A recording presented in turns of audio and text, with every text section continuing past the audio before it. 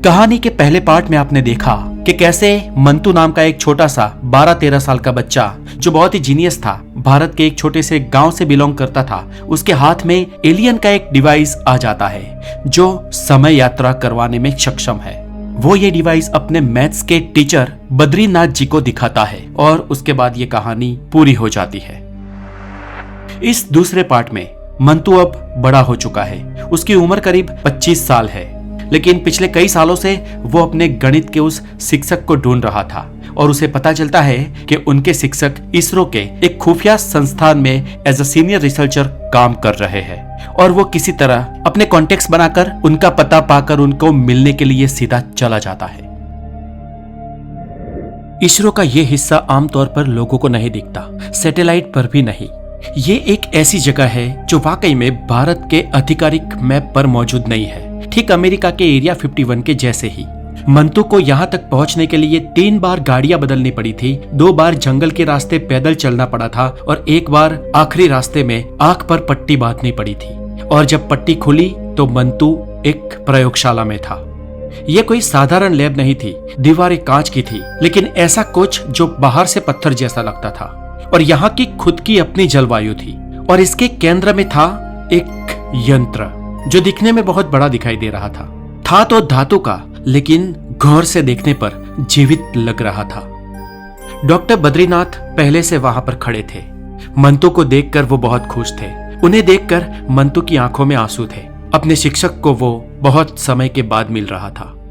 बद्रीनाथ बोले, मंतू तुम 10 साल बाद आज मेरी खोज में यहाँ तक पहुंचे हो। अधिकतर लोग 5 साल में लोगों को भुला देते हैं।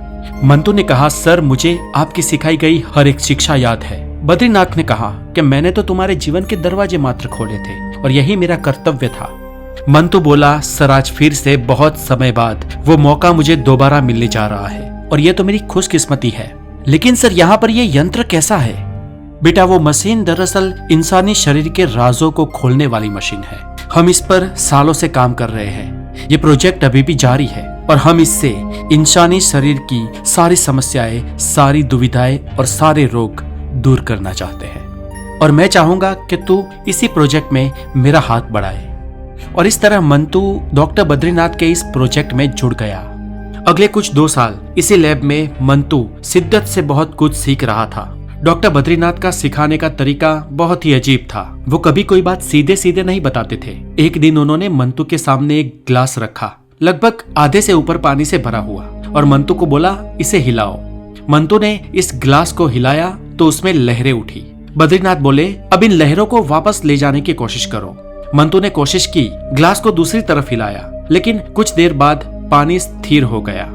मंतू बोला, it's a dynamic law of entropy, इसे वापस एज इट इज नहीं किया जा सकता। बद्रीनाथ बोले, तो क्या लहरें वही थी? मंतू बोला, नहीं। दूसरी बार जब मैंने इस ग्लास को हिलाया तो लहरें नई थी। बिल्कुल सही, बद्रीनाथ बोले, समय भी ऐसे ही काम करता है। तुम भूतकाल को नहीं बदल सकते हो, बस तुम एक नया वर्तमान बना सकते हो। और ये पाठ मंतू के दिमाग में घर कर गया। इसके बाद कुछ और दिन गुजरते हैं और एक दिन डॉक्टर बद्रीनाथ मंतू को अपनी ऑफिस में बुलाते हैं। मंतू जब लैब में काम कर रहा था, वो छोड़कर बद्रीनाथ की ऑफिस में जाता है। मंतू उन्हें पूछता है कि सर कोई खास काम था? बद्रीनाथ जी बोलते हैं कि मंतू तेरा वो टाइम ट्रैवल वाला डिवाइस कहाँ है? मंतू ने कहा, वो मैंने संभाल कर एक जगह पर रखा है। बताइए ना सर, क्या था उसका? बद्रीनाथ जी बोलते हैं, तुम्हें एक खास काम करना है। तुम्हें कुछ ही दिनों में स्विट्जरलैंड में जिनेवा जाना है और वहां जाकर प्रोफेसर डेविड को मिलना है।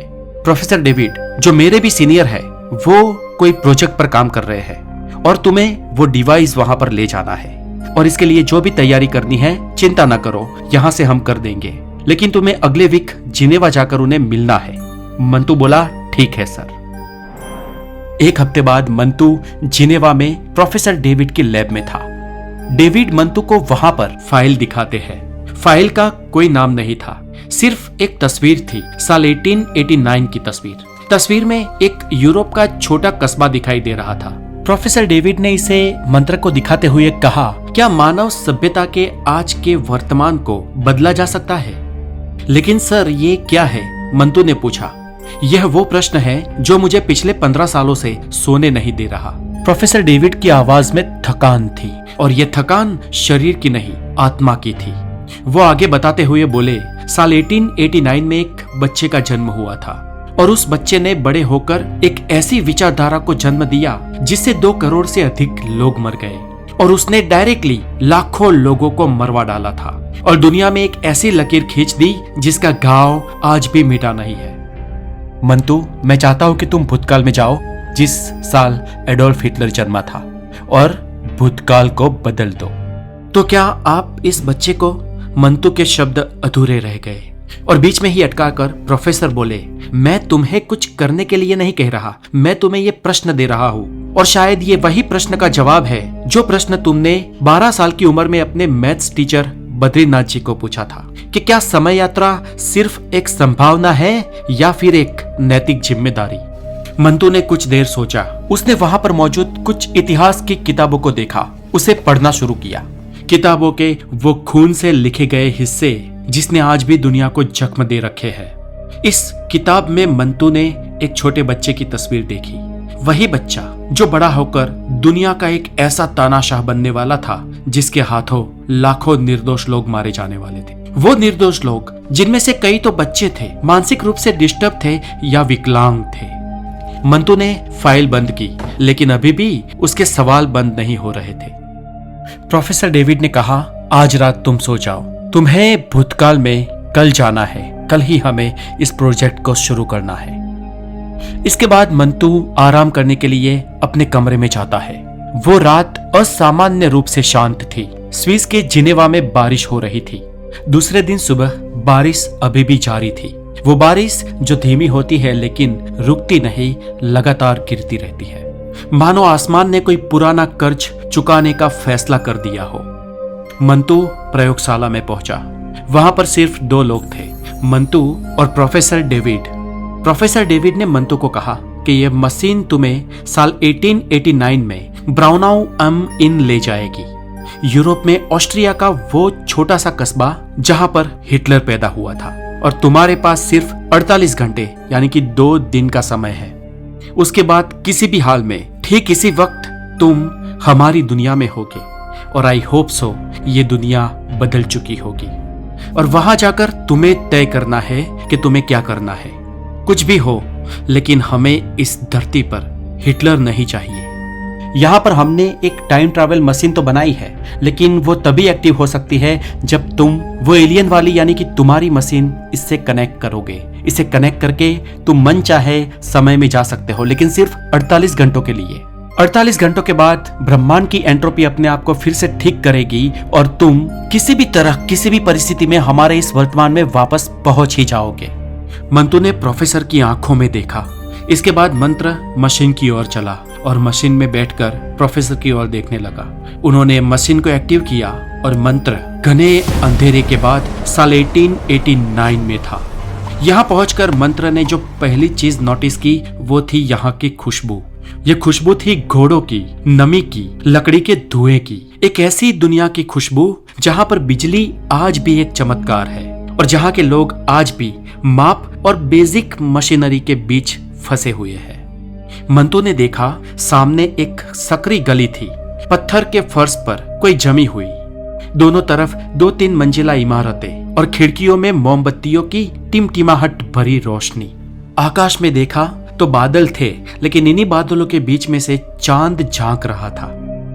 वही चांद साल 1889 में भी वैसा ही दिखता था जैसा आज हम देखते हैं। कुछ चीजें नहीं बदलती है। मंतु ने अपनी जेब से समय सूचक निकाला, एक छोटा सा उपकरण जिसकी स्क्रीन पर 48 आवर का काउंटडाउन चल रहा था। घड़ी शुरू हो चुकी थी। मंतु आगे बढ़ा। वो एक घर की खोज में था। खोजते खोजते उसे वो घर मिल ही गया। यह घर था एलोइस हिटलर का, एडोल्फ हिटलर के बाप का। मंतु घर के अंदर गया। उसने खुद को एक पर्यटक, एक यात्री के रूप में दर्शाया और कुछ ऐसे व्यक्तियों के नाम दिए जिसे एलोइस हिटलर और उनका परिवार जानता था। इसलिए मंतु ने उन्हें बताया कि उसे उन्हीं खास लोगों ने यहाँ पर भेजा है, कुछ 2 दिन के लिए। आपके साथ मैं 2 दिन बिताना चाहता हूँ। एलोइस हिटलर मना करने वाला था, लेकिन उसकी बीवी ने उसे यहाँ रहने की परमिशन देने के लिए मना लिया। मंतू अब 2 दिन यहाँ पर रुकने वाला था और वहां पर घर में एक छोटा सा बच्चा भी था जिसका नाम था एडोल्फ हिटलर, एलोइस हिटलर का बेटा।